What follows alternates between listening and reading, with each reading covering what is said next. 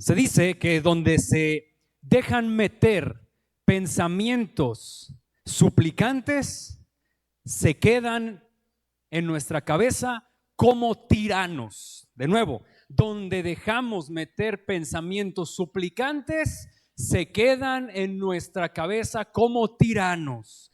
Una leyenda árabe dice que cierto molinero un día fue sorprendido por un camello en su tienda. Él estaba en su tienda, una tienda pequeñita, y ese camello llegó, se asomó y dijo: oye, tengo mucho frío, déjame meter mi cabeza aquí.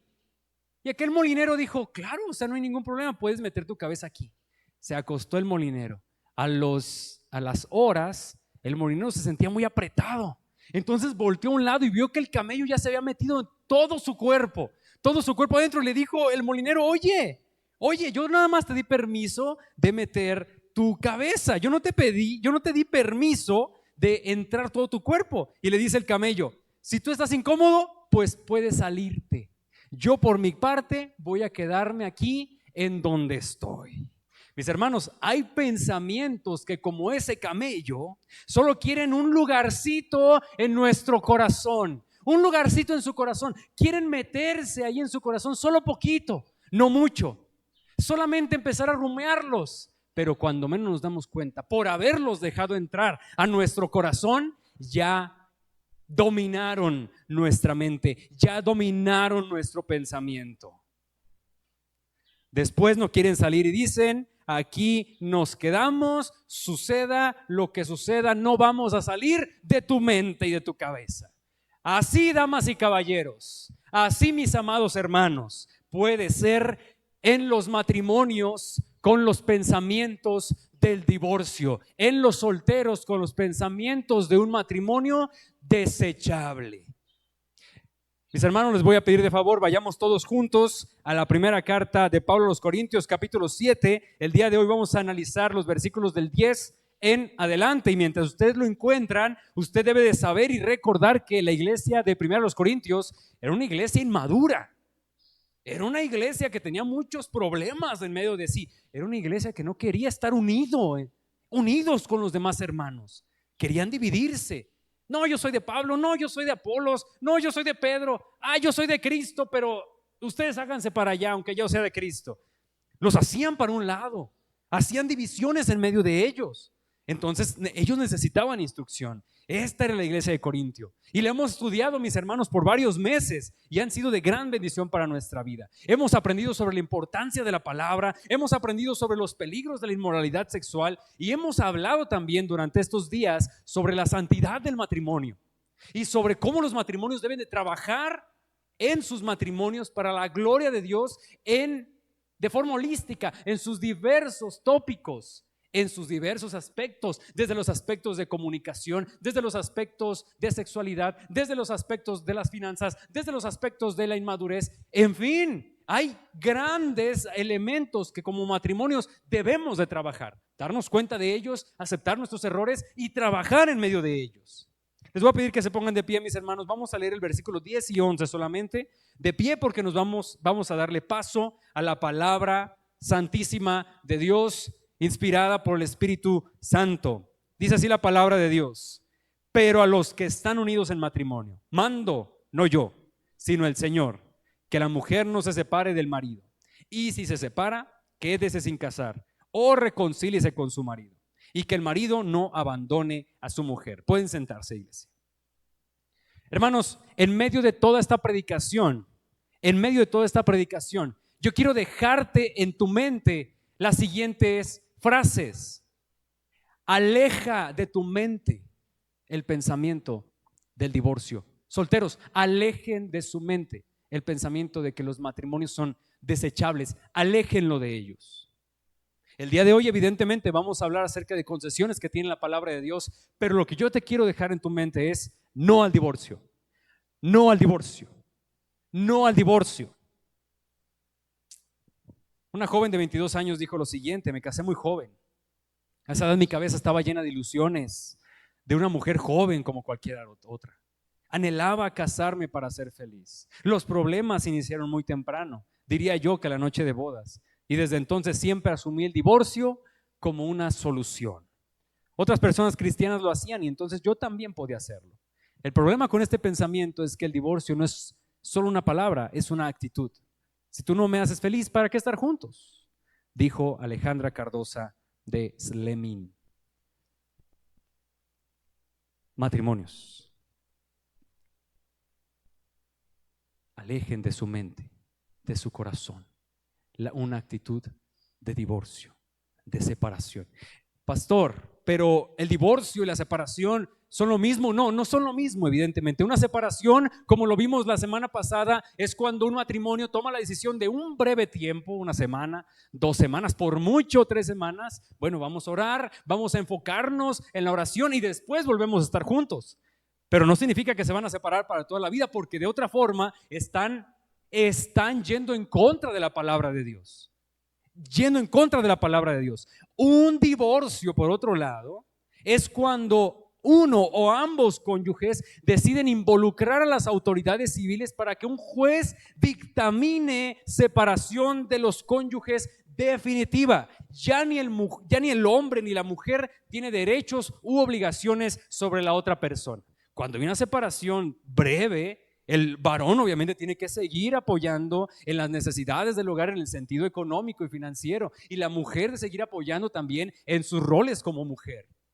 Y por un brevísimo tiempo, como dijo el apóstol Pablo, no vaya a ser que Satanás se meta a sus casas y haga un tiradero en sus casas y los separe aún más. No, van a orar, van a ayunar, van a ponerse bajo el consejo del Señor en ese tiempo. Eso es una cosa. Pero el divorcio, por otro lado, es ya involucrar a las autoridades. Y hasta aquí se acabó todo. Yo ya no voy a tener derechos ni obligaciones sobre ti y tú no tienes derechos ni obligaciones sobre mí. Nos separamos. Así haya hijos, así haya familia de por medio, nos separamos. Ese es el divorcio. Miren, hermanos, el camino hacia el divorcio es caminar en brasas ardientes. Cuando vas caminando hacia el divorcio, estás caminando sobre brasas ardientes. ¿Alguna vez usted se ha quemado con una brasa? ¿Con un carbón encendido? Duele. El camino hacia el divorcio así es caminar sobre brasas. Pensarás que se terminará cuando pases por la puerta del divorcio, pero déjame decirte algo, solamente estás iniciando ese camino. No se termina allí.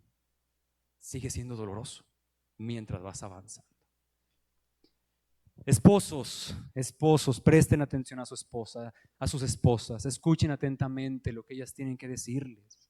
Busquen, como dice la palabra de Dios y los veremos más adelante, busquen, es su deber, es su responsabilidad agradar a su esposa.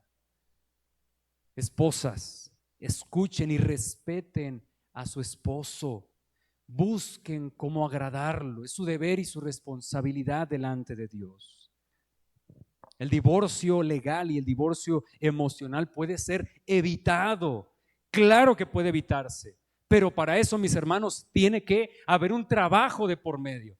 A ver, pastor, ¿qué es eso de divorcio emocional? Mi amado hermano, el divorcio emocional es precisamente lo que antecede al divorcio legal. Una separación emocional de los cónyuges, una separación incluso física de los cónyuges, donde tu cónyuge ya duermes allá en tu cama y yo me duermo acá en el sofá, en el sillón. Hay una separación total y esto postergado evidentemente por semanas, meses y años. Ese es un divorcio emocional. Es un matrimonio que no está trabajando en ellos mismos. Es un matrimonio que no está escuchando la voz de Dios para sus vidas. Es un matrimonio que está dejando entrar al diablo para hacer precisamente destrozos en su vida matrimonial. Y claro que puede evitarse. Primeramente, una casa se trabaja desde los cimientos, mis hermanos. Y esos cimientos son la palabra de Dios, esos cimientos son la voluntad de Dios, para después de eso, ahora sí, construir paredes que se sostengan cuando llegue la tempestad. Así que, matrimonios aquí presentes, revisen los cimientos. Y si no hay buenos cimientos, pidan al Señor para que les ayude a poner buenos cimientos. Solteros, si tú entras a una relación matrimonial sin los cimientos del Evangelio de Cristo, si no están allí tus cimientos en una futura relación tuya matrimonial, tarde o temprano llegarán las circunstancias adversas y van a tirar. aquella casa que has construido. Hermanos, evidentemente no hay matrimonio perfecto. ¿Y saben por qué? Porque somos pecadores. Nuestro pecado hará que nos destruyamos unos a otros, consciente o inconscientemente. Esa es una realidad.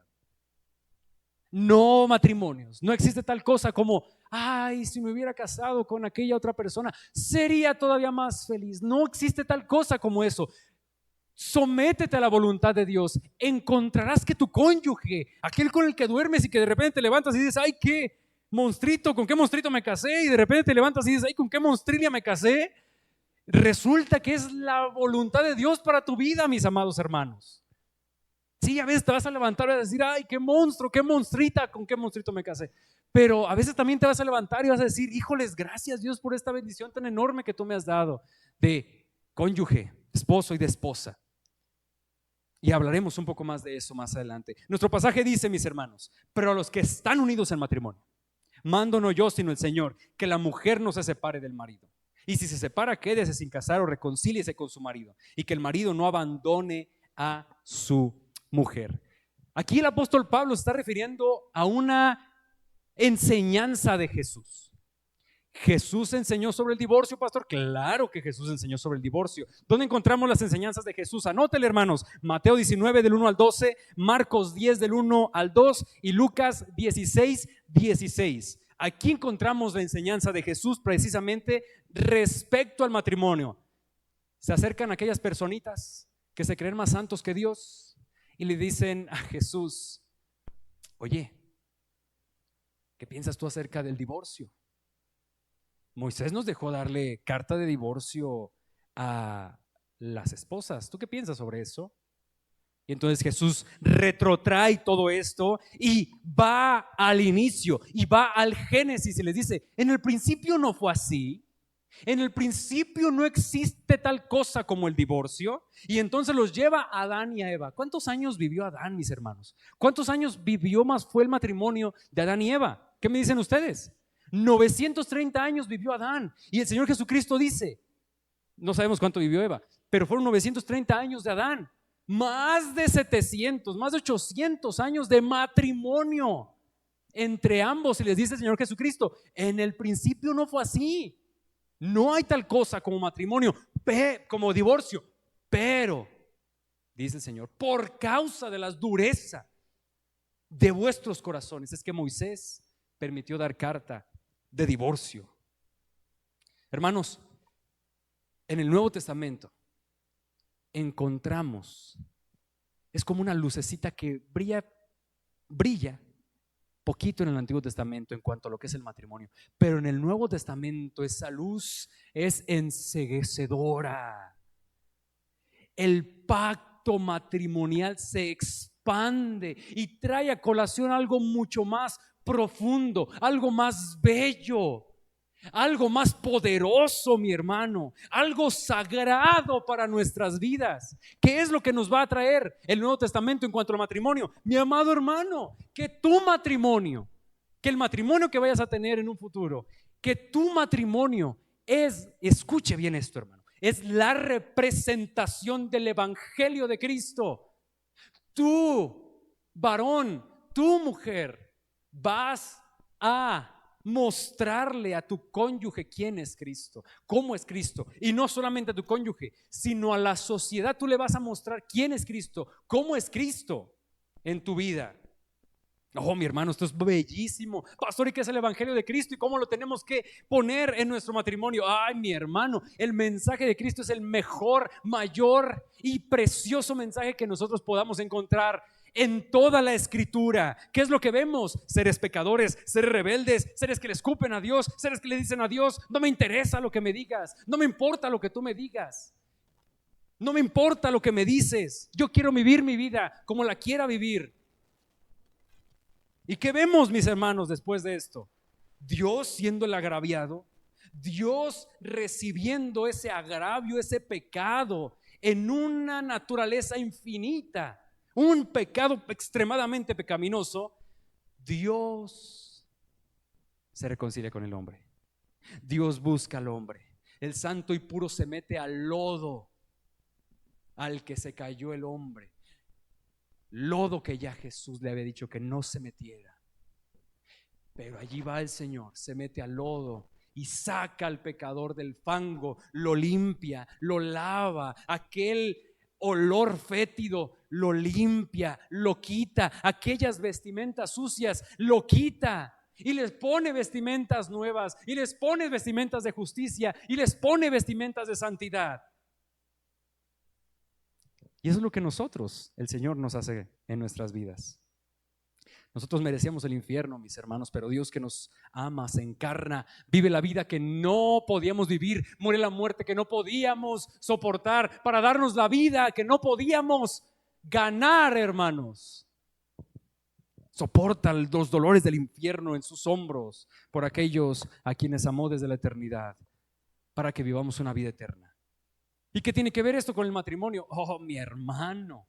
Oh, mi hermano, esto tiene que ver todo con el matrimonio. Efesios 5:32 es clarísimo diciéndonos, grande es este misterio, mas yo digo esto respecto de Cristo y de la iglesia, y Pablo venía hablando del matrimonio. Oh, mi hermano, este es maravilloso. ¿Por qué razón?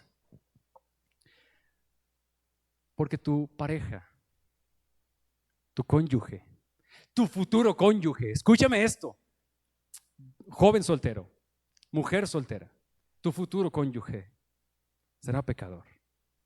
Tu cónyuge actual es pecador, así como también tú lo eres, por cierto. Y por naturaleza misma de tu propio pecado, lo que tú harás de forma natural, ya sea consciente o inconscientemente, va a hacer herir a tu cónyuge. Consciente o inconscientemente, lo vas a herir, porque el pecado así es. Tú te vas uniendo, tú te vas fusionando espiritualmente con una persona y al mismo tiempo vas viendo su pecado. Pecado que hace que te quieras ir. Ves sus malos hábitos, que no necesariamente son pecado, pero también ves sus pecados. Y el Señor te recuerda a Cristo. Así yo te amé, así como yo te amé en tu pecado, ama a tu cónyuge. Así como yo me sometí al Padre desde la eternidad, sométete a tu cónyuge también en amor. Someteos en amor en Cristo. ¿Lo notan? Pero no solamente eso, sino que va todavía más allá. El evangelio se ve, mi hermano, en un matrimonio cuando ambos se entregan a la voluntad del Señor para sus vidas, donde ambos saben que son pecadores, donde ambos sí se saben pecadores, sí se saben sus debilidades, pero se entregan al Señor y le dicen: Señor, dame de ti, dame de tu santidad, quiero beber de tu justicia, Señor, quiero de tu Santo Espíritu para que me ayudes, porque yo amo a mi cónyuge y no le quiero hacer daño con mi pecado. Ayúdame a vivir en santidad. Y los dos están trabajando en esto. Los dos viven una vida en santidad para no fallar. Y cuando fallan y cuando pecan, el Señor te recuerda: yo te perdoné, yo te di de gracia, yo te di de misericordia, yo te restauré la relación con el Padre, precisamente para que tú, en medio del pecado de la relación conyugal, tú también perdones, tú también des gracia, tú también tengas misericordia, tú también restaures la relación que hay allí. Por cuanto Cristo lo hizo primero contigo, de igual forma es necesario que tú lo hagas con tu cónyuge. Mi hermano, y esto precisamente es lo que vemos en el Nuevo Testamento. El matrimonio refleja algo superior, refleja algo mayor, refleja a Cristo y lo que Él hizo y su obra en la cruz del Calvario y su sacrificio en la cruz del Calvario por amor a nosotros. Y por amor a nosotros, a los cónyuges, se les dice: varón y mujer, sacrificio, perdón, gracia, misericordia, amor, respeto. Lo que hubo en Cristo ha de haberlo también en tu matrimonio. Ay, pastor, pero eso es muy difícil. Claro que es difícil, nadie está diciendo que es algo fácil. Nadie está diciendo que es algo sencillo lidiar con el pecado de un cónyuge, de una persona, sobre todo cuando te afecta. Por eso, mi amado hermano, el Señor nos da de su Espíritu y el Señor nos da de su gracia, para que tú vayas al trono de la gracia y recibas gracia. ¿Qué es gracia, pastor? Fortaleza a tu corazón. Gracia que viene momento a momento para fortalecer tu corazón. Pero hay que trabajar, mis hermanos. Eso es lo que el Señor quiere para nosotros. Y En estos pasajes donde Jesús habla acerca del divorcio, dice, sí hay una concesión, sí puede haber hay una concesión por la dureza de sus corazones, por el causa del pecado de la pornía, puede haber un divorcio. ¿Y qué significa todo esto? Pues mis hermanos, significa que hay pecadores tan impenitentes. Hay pecadores que no se arrepienten de su pecado, no se arrepienten de su adulterio, no se arrepienten de vivir la vida en pornografía, no se arrepienten de pecados de inmoralidad sexual.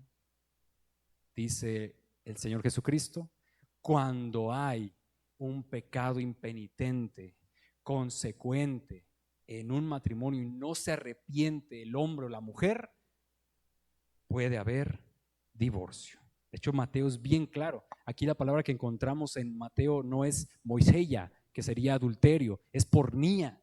Por causa de pornía pueden divorciarse. Y ya estamos muy familiarizados con esa palabra, por causa de inmoralidad sexual. Si la persona sigue en adulterio, es un adúltero y la parte inocente puede quedar libre para volver a casarse. Puede hacerlo si las circunstancias dan para eso. No es un mandato. Puede hacerlo sin pecar delante de Dios. En un adulterio impenitente por la autoridad de Dios, no se recomienda en lo más mínimo la restitución. Ahora, hermanos, si notan en el pasaje de 1 Corintios, Pablo dice que si la mujer se separe, no se case de nuevo. Y eso nos llama la atención porque viene un tema del nuevo casamiento. ¿Qué quiere decir Pablo en este caso? Miren, hermanos, de forma sencilla, lo que Pablo está diciendo en este pasaje es, si la mujer se quiere separar sin razón detrás válida, sin razón válida, ok, que se separe, pero que no se vuelva a casar, porque entonces estaría cumpliendo precisamente lo que el Señor Jesucristo dijo en los pasajes. Te estás separando sin razón, de tal forma que si tú te casas de nuevo, estás adulterando. Y aquí el apóstol Pablo es claro, si te casas sin razón, no te vuelves a casar. Si te casas porque, y está hablando de una mujer en este caso, si se divorcia porque el hombre huele feo cuando llega de trabajar, no te vuelves a casar. Tal vez hasta el otro huela peor, ¿verdad? Si te divorcias que porque no te hace caso, no te vuelves a casar. Si te divorcias porque ya te aburriste de tu esposo, como le pasó al futbolista Kaká, de su esposa, porque lo aburrió. Si te divorcias porque te aburrió tu esposo, no te vuelves a casar delante de Dios porque estarías pecando. Pablo es claro, si te divorcias en rebeldía, quédate sin casar. Dice aquí que el marido no abandone a su mujer. O sea, que aquel esposo reciba a su mujer y no le haga a un lado, sino que busque reconciliarse con su esposa. Esta misma mujer que quiso dejar a su esposo sin razón alguna, sin razón válida, si vuelve de nuevo con el esposo, dice el apóstol Pablo, que la reciba el esposo, que no se separen, que no se separen. En el matrimonio, mis hermanos, hay problemas. Esa es una garantía. A ver, matrimonios, levanten la mano. ¿Quiénes están aquí, matrimonios? ¿En su matrimonio no hay problemas, matrimonios? Sería hasta risible, ¿verdad? Risorio. Hay problemas. Solteros, quita de tu mente ese romanticismo que te venden en la televisión sobre el matrimonio. Ese orgullo y prejuicio de que te vas a casar con un hombre rico y van a vivir felices para toda la vida, tomándose de las manos, mirándose a los ojitos, recibiendo chocolates todos los días, flores rosas. El hombre recibido en su casa, vente mi amor, déjame te quito los calcetines, déjame te hago unos masajitos todos los días. Quíteselo de su mente, solteros. Eso no va a pasar. Lo que sí ponte en tu mente es, si te casas, no al divorcio. Y tampoco vivas una actitud de divorcio. Y tampoco vivas viendo cualquier cosita que va a hacer tu cónyuge. Ya estoy libre para el divorcio, ahora sí. No, porque el Señor te llama al perdón, te llama a la misericordia, te llama a la gracia. Vamos a tener problemas, sí, mis hermanos. Vamos a tener problemas, pero no vamos a terminar el pacto matrimonial. Dios aborrece el divorcio, hermanos, como dice Malaquías 2. Dios aborrece el divorcio. Matrimonios, trabajen juntos para superar sus problemas en el matrimonio. Y si no pueden superar los problemas, el Señor ha levantado pastores en esta iglesia, ha levantado hermanos sabios en esta iglesia para que les apoyen a vivir su vida glorificando a Dios en su matrimonio. Recuerdo que en uno de los materiales que tenemos en esta iglesia, precisamente cuando una mujer o un hombre recibe el pecado de su cónyuge, dice en una de las cláusulas: busca rodearte de creyentes maduros que en medio de tu circunstancia no te aconsejen ni tampoco busquen que te divorcies, sino que puedan orar por ti, que puedan buscar todas las mejores formas y todas las mejores maneras para que haya una restitución, si la hay. Hay obviamente, hermanos, circunstancias tan complejas, tan adversas, tan terribles, donde el pecado es tan influenciativo en nuestro, perdonen por ese adjetivo, tanto que nos influencia nuestro corazón,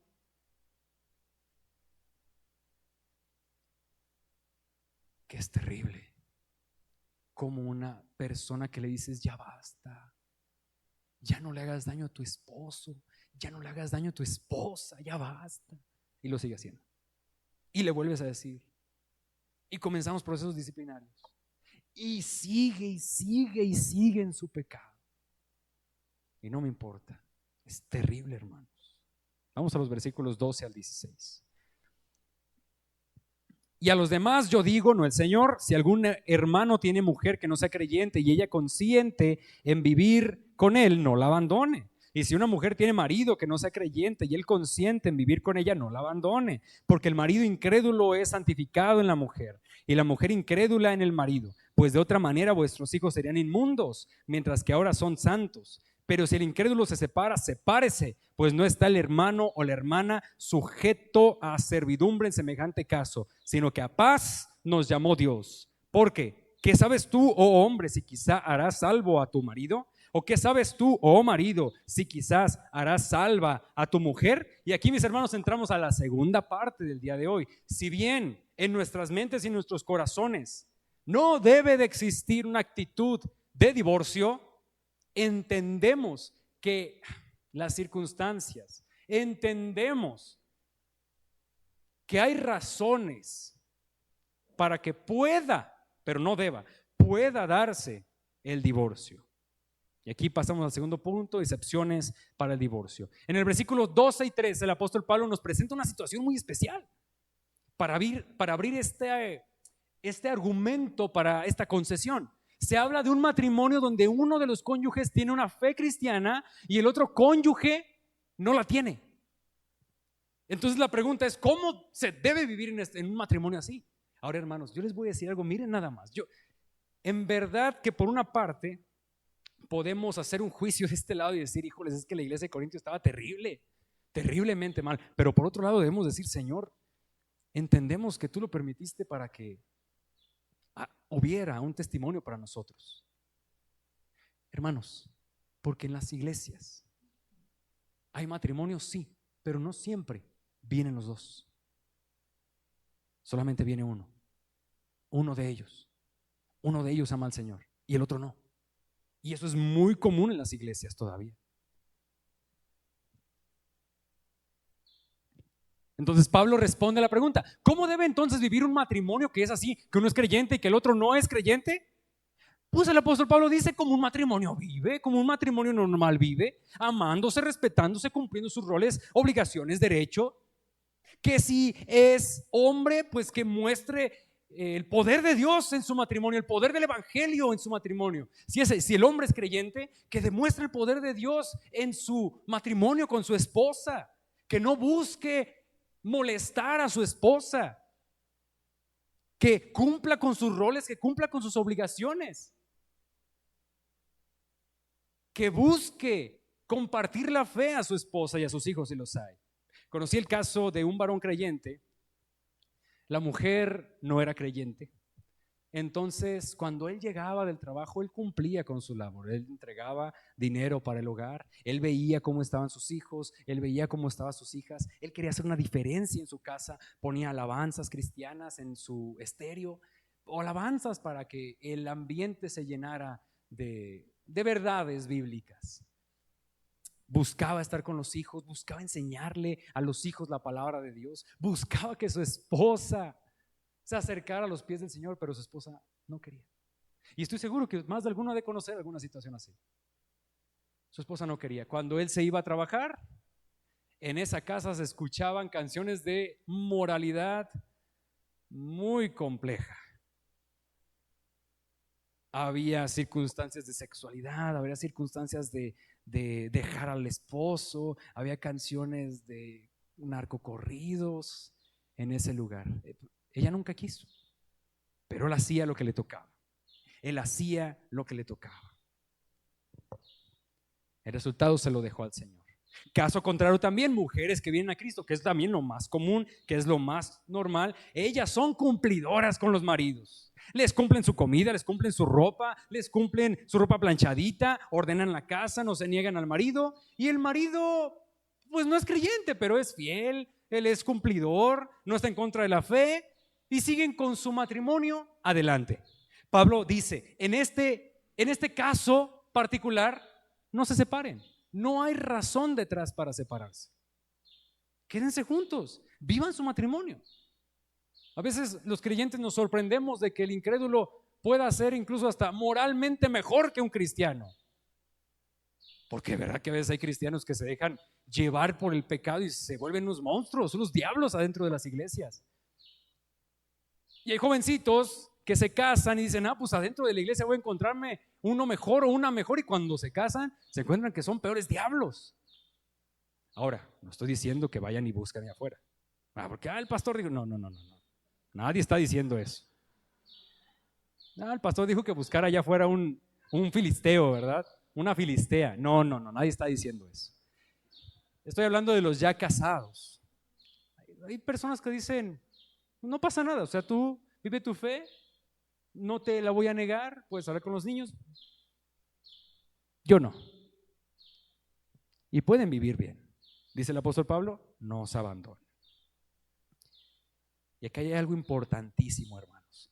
¿Se acuerdan de que Pablo habló previamente de que un hombre o una mujer puede entregar a Cristo a la inmundicia del pecado? ¿Se acuerdan de eso? Que lo dijo previamente. O sea, hay momentos en donde un cristiano puede entregar a Cristo a la inmundicia del pecado, cuando adultera, si es soltero, cuando tiene relaciones antes del matrimonio. Puede entregar a Cristo la abominación del pecado. Y el apóstol Pablo tiene que responder una pregunta aquí.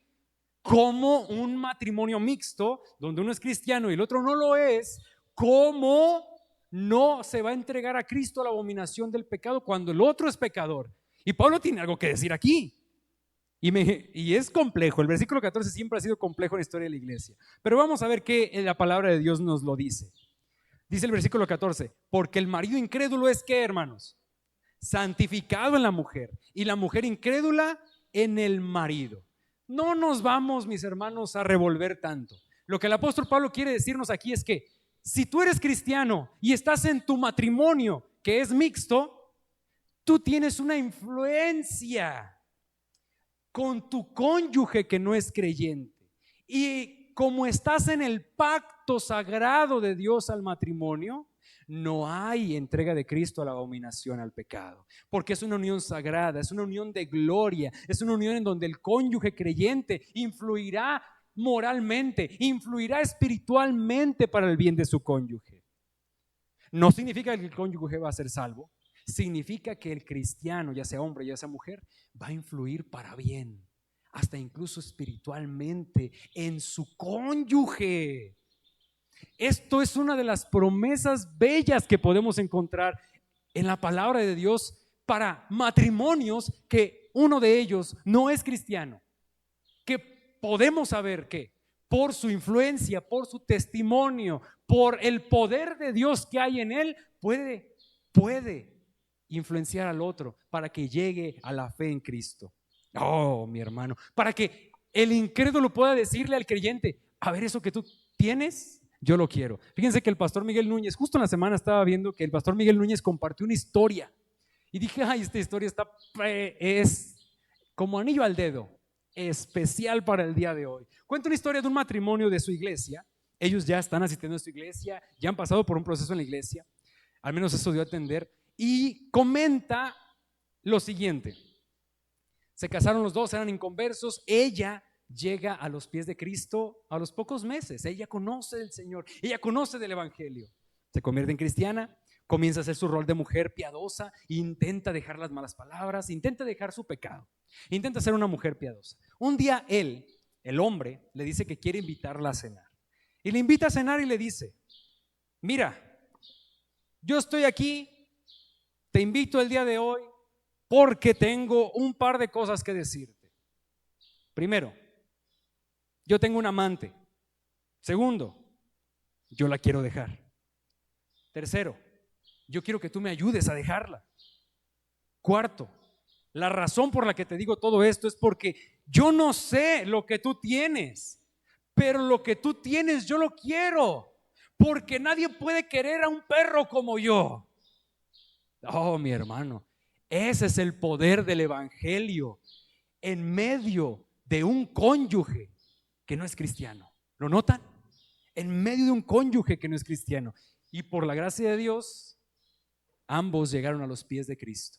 Por la influencia poderosa del Evangelio en el no creyente, en el incrédulo.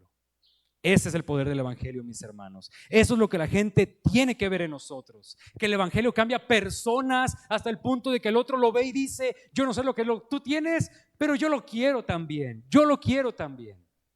Esta influencia, mis hermanos, moralizante, esta influencia santificadora no solamente se extiende al cónyuge, que es lo que nos dice la palabra de Dios, sino que también esta influencia se extiende hasta los mismos hijos. Si hay hijos dentro del matrimonio y uno de ellos, solo uno de ellos, en este caso uno de los cónyuges, es cristiano, hay una influencia santificadora en medio de ellos. Hay una influencia santificadora para los hijos. Está el padre o la madre que quiere educar a los hijos en el Evangelio, que les muestra desde corta edad quién es Cristo, cuál es el Evangelio, a qué vino Cristo, cuál es la necesidad para ellos de que tenga Cristo en sus vidas. Quiere educarlos y lo hace. Transmite la gloria del Señor a esas pequeñas almas.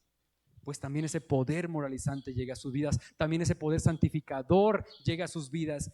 Y esto es bello, hermanos, porque a su debido tiempo, si el Señor así lo quiere, tanto el cónyuge como los hijos llegarán a Cristo. Les voy a decir algo, hermanos. Yo conozco hijos de hermanos que vienen así, hijos que vienen de matrimonio mixto. Y a veces uno se sorprende, hermanos, el amor que esos hijos tienen. Primero para con su madre o padre y para con Jesús.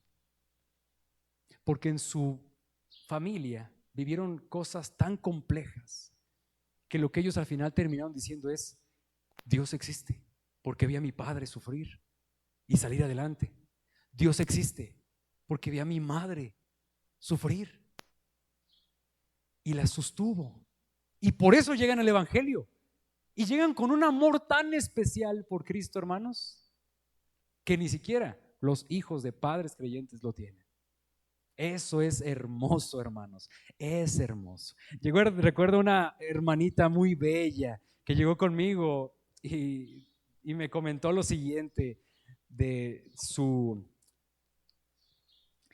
vida matrimonial, y me comentó esta situación bella. Me dice: pastor, yo la verdad es que a mí me gusta leer la Biblia en voz alta. Y entonces ella en las mañanas se pone a leer la Biblia en voz alta y su esposo la está escuchando. Entonces mientras ella lee y de repente lee alguna incongruencia, su esposo dice: a ver, ¿qué fue eso? A ver, vuélvelo a leer. Y la hermana ahí va a volver a leer. Pues resulta que el esposo estaba prestando atención a la lectura de la esposa. Igual la hermanita me comentaba una vez: mira, yo me estoy aprendiendo pasajes bíblicos y lo estoy poniendo en la puerta de mi casa, lo estoy poniendo así de forma visible. Pues resulta que el marido se sabe más los pasajes bíblicos que ella misma. ¿Notan, hermanos, el poder moralizante, el poder espiritual que hay en medio de eso? Dios quiera salvar al esposo de esta hermana. Hermanos, porque así es el Señor. Así es el Señor. Sin embargo, en el ir y en el devenir de la vida nos encontramos con circunstancias tristes en los matrimonios. Y es lo que dice el versículo 15. Dice el versículo 15. Pero si el incrédulo se separa, sepárese, pues no está el hermano o hermana sujeto a servidumbre en semejante caso, sino que a paz nos llamó Dios. Cuando hay matrimonios mixtos, también, no al divorcio. Vamos adelante, vamos a salir adelante. Y el apóstol Pablo aborda un tema. ¿Y qué si el incrédulo se quiere separar? ¿Qué hacemos? La respuesta aquí es que se separen entonces. Miren, hermanos, a diferencia del catolicismo romano, en donde el matrimonio es un sacramento, en el protestantismo no lo es. El protestantismo, al ser fiel a la Biblia, reconoce que hay razones para el divorcio y reconoce que hay razones para el nuevo matrimonio. Las tres razones, y anótenle, hermanos, las tres razones para el divorcio son: 1, infidelidad impenitente, ya hablamos de eso. 2, repudio, precisamente lo que estamos leyendo, cuando alguien, el cónyuge, ya no quiere estar cuando un cónyuge, hombre o mujer, ya no quiere estar con su cónyuge. Repudio. Y 3, riesgo de muerte, que está precisamente ligado a este pasaje y a principios bíblicos que elevan la vida por encima de otros mandamientos. La vida se protege, evidentemente, y si es necesario legalmente protegerla, legalmente la protegemos. Porque está ligado a este pasaje. Usted podrá decirme, ahorita lo voy a explicar. Si el incrédulo un día llega con el creyente y le dice: tengo tiempo que no te amo, no estoy de acuerdo con tu fe, quiero divorciarme. El apóstol Pablo dice: si esto es de carácter persistente y si lo está diciendo una y otra vez, dice el apóstol Pablo: mira, ¿para qué estás allí? Sepárate, divórciate. Aquí la palabra, de hecho, en griego, que es horizo, ¿qué significa? Divorcio, hermanos. Más que separación en el sentido que lo había dicho de un tiempo, no. Aquí lo que está diciendo es horizo, es separación legal, es divorcio. Tienen que divorciarse.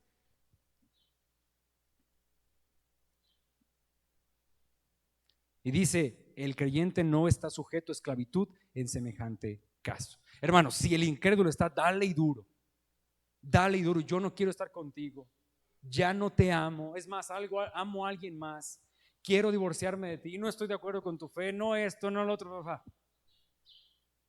no me gustas, etcétera, etcétera, dice la palabra de Dios. Ya, o sea, no tienes que estar ahí, tienes que divorciarte. No estás sujeto a esclavitud en semejante caso. Por eso aquí es donde como pastores asociamos los elementos de violencia doméstica. Usted podría preguntarme: pastor, ¿y qué pasa con las mujeres e incluso hombres, porque los hay? ¿Qué pasa donde hay violencia doméstica en medio de ellos, donde el hombre llega todo ebrio y ve a la esposa y le suelta 2, 3, 4 ahí en el piso y todavía otros más allá? ¿Qué tenemos que hacer con ellos? Hay pastores que dicen: pues es que no hay concesiones, pues que se quede la mujer. No, hermanos, no. El hombre podrá decir muchísimas cosas sobre eso. No, es que yo sí la amo, yo sí quiero. Campeón, pero la estás golpeando. Le estás dejando unos moretones, la estás mandando al hospital. No podemos. A mí me puedes decir que la amas, pero con tus hechos la estás repudiando. Y la palabra de Dios dice: agarramos y sacamos de allí. No puede quedarse. Sepárense. Y aquí es donde, hermanos y hermanas, decimos: en medio de una violencia doméstica, no, hay que sacar, hay que buscar la forma, hay que buscar la manera de la separación y el divorcio. Yo como pastor jamás voy a decirle a un hermano o una hermana que ahí aguante en su matrimonio. Aguante, hermana, aguante. Aguante un golpe más. Aguante una desgreñada más, hermano. Hermana, jamás voy a decir eso, hermanos. Yo jamás tampoco como pastor voy a decir, hermana, aguántele una infidelidad más a ese hombre. O aguántele una infidelidad más a esa mujer. Podemos aguantar todavía unas 3, 4, 5 más. No, hermanos. Simple y sencillamente no voy a decir eso. Porque hay una impenitencia. Incluso hasta la salud del hermano o hermana ponemos en riesgo. Jamás le voy a decir a un cónyuge que es violentado que permanezca, claro que no. Y si un esposo incrédulo sigue y sigue insistiendo en el divorcio, tampoco se aconseja al cónyuge inocente que permanezca. Notan, hermanos, el asunto no es rígido en la palabra de Dios. Hay concesión. Sí, Dios aborrece el divorcio porque aborrece el pecado, pero no puede mantenerse una relación así. Tiene que haber una separación, tiene que haber un divorcio, sobre todo si lo están pidiendo.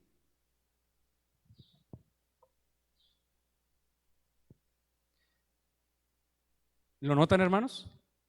Y esta misma concesión la encontramos en Jesús y esta misma concesión la encontramos también en Pablo. Aquí son concesiones para el divorcio. Otra historia es el nuevo matrimonio. Debemos de revisar efectivamente las circunstancias. Así que voy a decir una circunstancia pastoral y eclesiástica, hermanos. Si usted es creyente y está revisando o está pasando por una circunstancia donde ya hay una situación de divorcio, usted no toma la decisión solo porque usted pertenece al cuerpo de Cristo, hermano.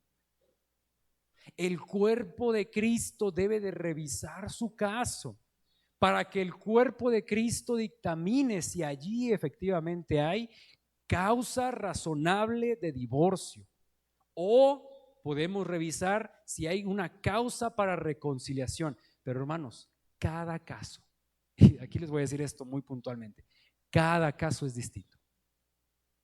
Hay casos que se parecen, pero para uno el consejo es quédate y para el otro el consejo es sepárate, divórciate. Llega cada caso, mis hermanos, a la sala de consejería que usted se sorprendería. Arrimó, ¿verdad? Llega cada caso, hermanos. Llega cada caso que usted se sorprendería. ¿Qué le estoy diciendo con esto? Usted no toma la decisión por sí solo. Usted está bajo el pacto matrimonial que está endosado por Dios. Y el Señor dio a su iglesia líderes y pastores para revisar esa situación. Y ahora sí, como líderes y como pastores podemos revisar esa situación. Y ahora sí, dictaminar separación o dictaminar que se mantengan juntos. Porque usted, mi amado hermano, no está solo para tomar una decisión tan compleja como lo es el divorcio. ¿Lo notan, mis hermanos? Y ahí es donde vamos a estar nosotros como Iglesia de Cristo, en este caso líderes, pastores, precisamente para aconsejarle bíblicamente y para darle un seguimiento, un acompañamiento a usted. No debe tomar la decisión sin consultar lo que dice Dios en su caso particular. En su caso particular. Porque, hermanos, los casos son bravos, bravos.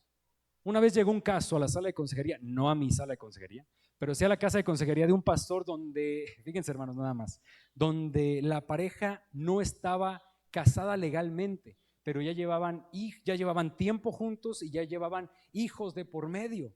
Entonces a la sala de consejería se le dijo, pues mejor nos separamos. En lugar de casarnos, nos separamos. A ver, hermano, ¿qué haría usted en ese caso?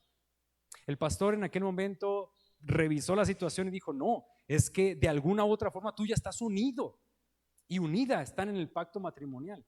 Aquí efectivamente estaríamos hablando de un divorcio.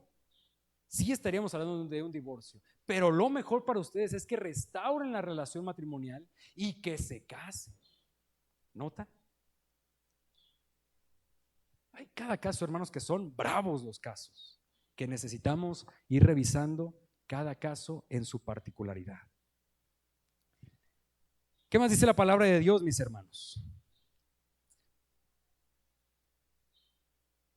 Dice la palabra de Dios que si hay un divorcio, las dos partes deben de buscar ¿qué dice ahí, hermanos? La paz. La paz. Porque a paz nos llamó el Señor. No, es que la sabiduría de Dios, hermanos, es bella, es clara. Y también la sabiduría de Dios revisa todos los elementos que pueda haber, porque es bien sabido que cuando hay un divorcio, hay muchas cosas en medio de ello. Pero ¿sabe qué no hay, hermanos? Paz. Lo que hay son puros pleitos en medio de ellos. Y lo que está diciendo aquí el apóstol Pablo es: tú que eres cristiano, al otro pues ¿qué? Uno va a esperar lo que sea del otro. No, lo que sea del otro se espera, porque es incrédulo, porque está en el mundo, porque piensa como el mundo. Déjalo. Tú que eres cristiano, a paz te llamó el Señor. Busca la paz en medio de tu separación. Busca la paz entre ambas partes. Búsquenlo por más que se pueda, busca la paz. Lleven en paz la separación el uno con el otro. Analicen su corazón en esos casos. Analícenlo y busquen la paz. Dice el versículo 16: porque ¿qué sabes tú, oh hombre o mujer, si quizá harás salvo a tu marido? ¿Qué sabes tú, oh marido, si quizá harás salvo a tu mujer? ¿Qué dice el apóstol Pablo con esto? No, la primer puerta de escape no es el divorcio jamás. La primer puerta de escape es la reconciliación. Allí sí entra la reconciliación. Busquen estar bien en su matrimonio. Busquen que el Señor esté con ustedes. Busquen reconciliarse, busquen amarse otra vez, busquen enamorarse otra vez antes del divorcio. Y si el divorcio está a la puerta, busquen entonces la paz. Sobre todo aquel que es cristiano. Busquen entonces la paz. Mis hermanos, el divorcio es tristísimo en la vida del cristianismo. Los divorcios cada vez más están avanzando. ¿Y por qué te estás divorciando? Pues es que hay incompatibilidad de caracteres. ¿Cómo me dices eso? No, es que no me cae tan bien. Es que es muy duro. Es que es muy laxo. Es que no me recoge los calzones. Es que no me lava. Es que no me plancha. Es que cocina bien feo. Debería usted saber, todo se le quema, pastor. Es que me habla bien feo. Es que me critica. Es que me dice. Es que me hace llorar. Miren, hermanos, todo eso se puede reparar. Lo mejor de todo eso no es la cirugía, es la prevención.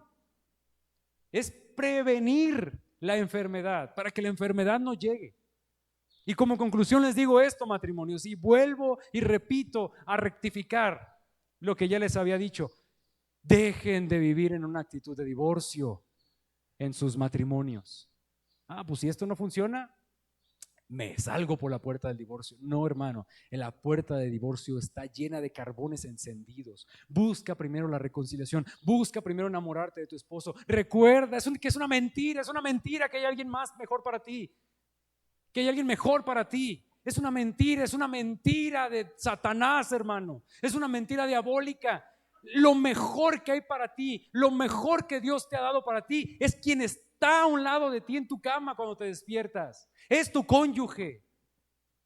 Ámalo, respétalo. Busca compartir a Cristo. Busca tu santificación y busca la santificación de tu cónyuge. Busquen ser santificados entre ambos. Busquen crecer conforme a Cristo. Porque el camino, la puerta del divorcio, es una puerta llena de dolor. Y cuando pasas la puerta del divorcio, te vas a topar con más dolor todavía. Así que mídelo, evidentemente. Y todo ello, llévalo a consejería, llévalo a pastores sabios para que dictaminen tu situación. Habrá casos, hermanos, donde sí. El año pasado hablaba con mi pastor consejero y me decía: mira, Daniel, tristemente yo ahorita estoy llevando 2 casos de divorcio en mi iglesia. Sí, me dijo mi pastor consejero: estoy llevando 2 casos de divorcio en la iglesia para precisamente queden en paz. No me dijo las circunstancias, pero estaba llevando 2 casos. Hermanos, si yo le preguntara a los líderes de la iglesia: hermanos, ¿ustedes quieren que las parejas que están aquí se divorcien? Todos van a decir que no. No. Preferimos, hermanos, echarnos el clavado con ustedes a su dolor y buscar sabiduría salomónica para apoyarles a echarnos el clavado en un dolor de divorcio. Y para hermanos que han pasado por el proceso de divorcio. El divorcio no es su identidad, hermanos. El divorcio no es su identidad. Simple y sencillamente, lo que pasó en el pasado, quedó en el pasado. Ahora son nueva criatura, ahora son hechos nuevos, ahora viven para el Señor. Una vez llegó un caso, un pastor, un creyente le dijo: pastor, es que dejé a mi esposa yo en el pasado. ¿Debo de volver con mi esposa? Porque el Señor me dice que vuelva con mi esposa. La dejé por circunstancias que no deberían. ¿Debo de volver con mi esposa? Y el pastor le pregunta: ¿y tu esposa se casó otra vez? Pues sí, se casó otra vez. Y uno dice: ¿qué preguntas, no? Pero gracias por la pregunta. Obviamente uno le dice: no te vas a regresar. Obviamente no te vas a regresar con tu esposa. De hecho, las circunstancias son tan adversas que tú eres libre incluso de casarte, si el Señor así lo quiere. Si el Señor así no ha puesto en tu corazón, no te cases. Mis hermanos, matrimonios aquí presentes, no vivan con actitudes de divorcio. Y cuando el pensamiento de divorcio quiere entrar a su corazón, acuérdense del camello. El camello no solamente metió su cabecita, el camello, cuando menos acordó el otro, ya había metido todo su cuerpo. O te sales tú, me salgo yo, le dijo el camello. ¿Qué quiero decirles con esto, hermanos? Ese pensamiento muy particular, si le das cabida en tu mente, se va a enraizar en tu corazón y va a ser bien difícil quitarlo. Quítalo con el poder de Dios, hermanos. Vamos a orar. Gracias te damos, Señor, por tu palabra, que nos ayudas, nos revitalizas, mi Señor. Nos recuerdas, mi Padre, cuán necesario, cuán necesaria, mi Dios, es tu fuerza, tu gracia en nuestra vida, mi Señor. Mi Padre, oro, mi Señor, para que usted obre tan poderosamente en nosotros, mi Señor. Hable a nuestras vidas y a nuestros corazones. Y mi Dios, muy particularmente por los matrimonios aquí presentes. Satanás busca. Satanás, mi Señor, quiere hacer estragos en nuestras vidas. Y no solamente Satanás, nuestro propio pecado, que somos responsables. Oh Señor, ayúdanos, mi Padre, a vencer el pecado con tu poder. Ayúdenos, mi Padre, a amar a nuestro cónyuge como tú nos amaste. Ayúdenos, mi Señor, a mostrar a Cristo a nuestro cónyuge, de tal forma que cuando nuestro cónyuge vea nuestro proceder, pueda ver a Cristo en nosotros. Y cuando nosotros veamos en nuestro cónyuge un proceder errado, un proceder pecaminoso, recordemos, mi Dios, que ayúdenos a recordar, Señor, que así como ella o él es pecador, pecadora, yo también lo soy. Y que ambos necesitamos de la gracia para vencer, para estar unidos y vencer el pecado.